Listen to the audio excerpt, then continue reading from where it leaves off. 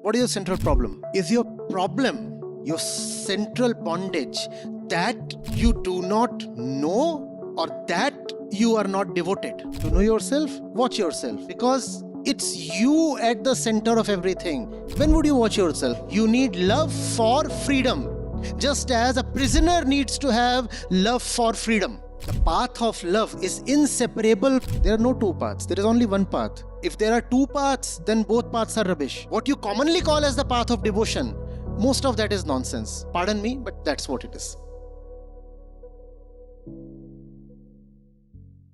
So I want to, so once we shift the focus to ourselves and we see that, okay, to alleviate this suffering, what all paths we can take. So one of the things that you also talk about in the book is to watch, to know yourself, watch yourself. This takes me to who is the observer, who is the, you're also calling that person actor or the consumer or the doer or the user. And then there are, roughly we can call this the path of observation. And then there is this path of devotion where people talk about Mirabai, Kabirji.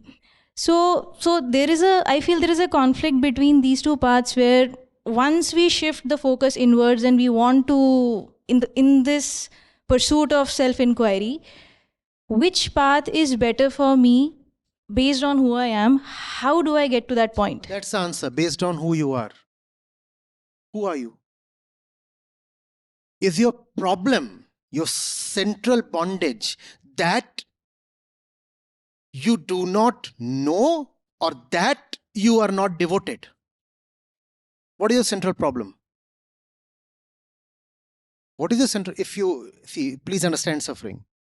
Life, moment by moment, calls for decisions, actions, choices, right? And you suffer because you make the wrong choice, right?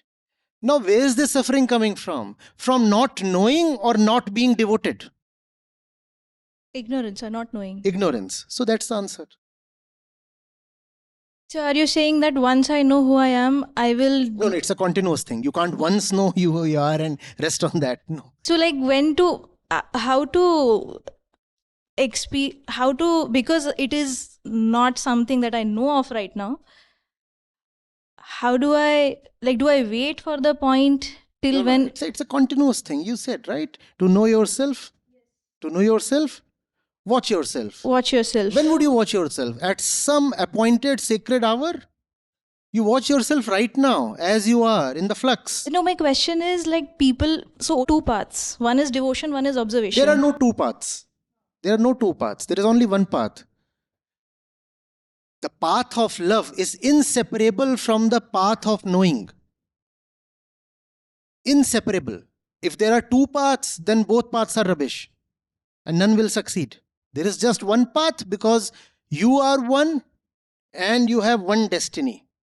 There are no two paths. What is the destiny you are mentioning? Liberation from whosoever you are. Liberation from whosoever you are. This is a very common misconception, that the path of love and the path of knowledge are two different paths. No, not at all. Not at all. There can be no knowledge without love.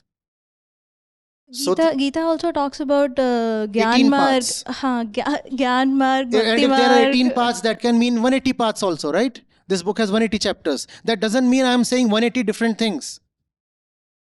Yeah, they point to the same thing. No, they are just one, because it's you at the center of everything. You. Here I am, right? And I'm all full of ignorance. And being full of ignorance, if I start worshipping some image, that would be my own projection. How will that help me? So what I need is love. What you call as the path of devotion is actually the path of love. And you need love for truth. You need love for freedom. Just as a prisoner needs to have love for freedom. That's the path of love. And that is inseparable from the path of knowledge. What you commonly call as the path of devotion, most of that is nonsense. Pardon me, but that's what it is. Being ignorant, you project some image of some lord somewhere. controlling all authorities, all powers, who will come to redeem you. Will that work? Seriously? Think of the prisoner in the cell, hallucinating what freedom looks like, and also not assuming responsibility. What he's saying is, my life is controlled by the Lord over there, and one day that Lord will come and open the prison gates. My job is just to keep praising the Lord. Will that work? Like, really? So that's the danger. So you have also written about immersed, not lost. One of your chapters says that. So that's why I wanted to like pick this up and ask that the difference between the discretion that when you are being lost versus when you are being immersed into something. You are lost when you don't have a center. You are lost when you do not know what to do. So you are pulled towards anything and everything. You are immersed when you are clear about your life, your being, your actions, and therefore you devote yourself fully to what is. That is immersion. Immersion comes from the height of understanding. Being lost is the very, very nadir of understanding. But they look alike. In both of them, agency disappears. Yes. Agency disappears. When you are totally lost, like a scientist, a devoted scientist in his lab, then too you lose consciousness of yourself. You can go hungry. Yeah, you lose sense of the time and many other things. You don't worry even about the success or returns or whatever. You're lost. That's immersion. The other thing is a housewife, not knowing why she exists or why she does something, but the entire day she is working. And she also has lost sense of hunger. The entire family has eaten. She's the one who has cooked and yet not eaten. And she has lost sense of it. She has become insensitive towards her own being. But this is not immersion. This is what I'm calling as being lost. And like how the person who is lost, how they will use their discretion to lift up to the point of immersion. There would be a subtle sense of suffering. As long as you are alive, you can never become so insensitive, so numb, that you totally lose touch with yourself. She knows very well that she is suffering, but she is making a compromise. She has struck a deal. What she is saying is, this much suffering is all right, but you give me certain comforts, certain conveniences, certain securities. So she already knows, but is being dishonest towards herself. So suffering is the parameter. Obviously, nothing else. See, please. If we are all free and joyful, let's go and play. That's what life really is for. Why spend time doing all this? I mean, no. But then people can also do actions which are harmful to alleviate their suffering. Yeah, they do that.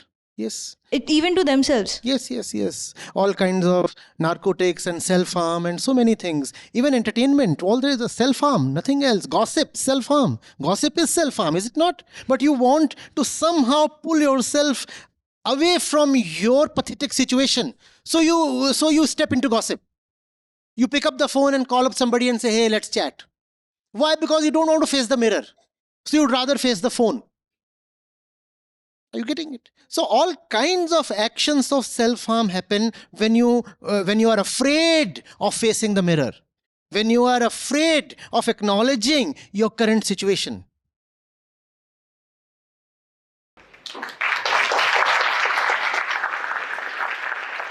Just download the Acharya Prashant app, and there you go to the community section, and you have live testimonials streaming in at the rate of 1 every 5 minutes. I'm seeing lives change in thousands, if not millions, every day in front of my own eyes. We are doing it. Right. We have actually done it. Join the community of more than 2 lakh participants on the Acharya Prashant app. Your first month is completely free. You'll get full access to Gita Mission. On the app, you will get regular live sessions, daily exclusive conversations with Acharya Prashant, access to the vibrant Gita community, wisdom exams, curated news, audiobooks, quotes, and much more. Search Acharya Prashant on Google Play Store or Apple App Store and download now.